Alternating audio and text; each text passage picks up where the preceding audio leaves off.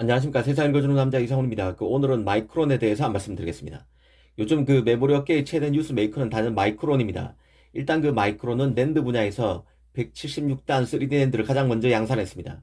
싱글 스택이 아닌 더블 스택이라 의미가 반감되는 측면이 있긴 하지만 그래도 가장 먼저 176단 낸드를 내놓은 것입니다. 얼마 전에는 일본 반도체의 마지막 자존심인 키옥시아마저 인수하겠다는 의지를 드러냈습니다. D램 분야에서도 마이크론은 독보적 행보를 보이고 있습니다. 이번 대만 컴퓨텍스 행사에서 D램에서 10나노급 4세대 D램 양산을 공식화했습니다. 양산이 본격화되면 세계 최초인데요. 삼성과 하이닉스는 아직 3세대 D램에 주력하고 있는 상황입니다. 마이크론이 앞서 나가는 것입니다.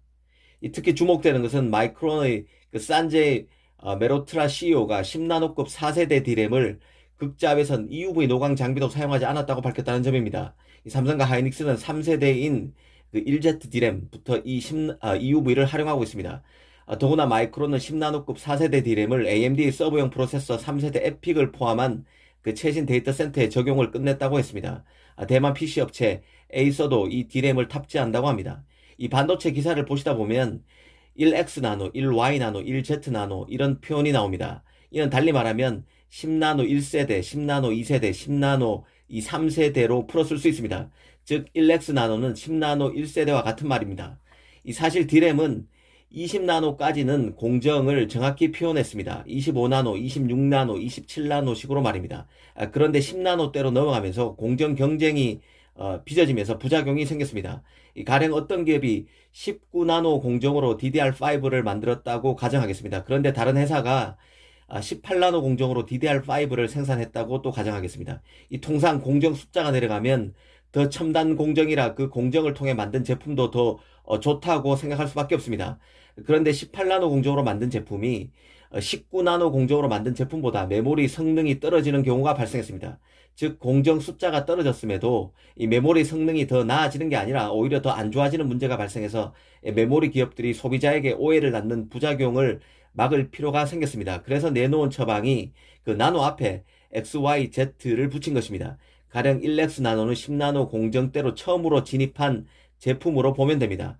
특정 제품이 19나노 공정으로 만들었던 18나노 공정으로 만들었던 17나노 공정으로 만들었던 간에 특정 회사가 10나노대 공정으로 진입해서 처음으로 내놓은 제품이라고 생각하면 이해하기 쉽습니다.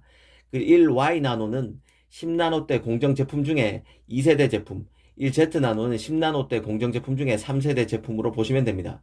이 너무 세부적으로 공정을 표시할 경우 생산되는 제품이 공정에 준하는 성능이 담보가 안 되는 문제가 발생하고 이런 부작용을 피하기 위해서 이 공정 수준을 더 두루뭉술하게 1세대, 2세대, 3세대 등으로 표기하고 있는 것입니다.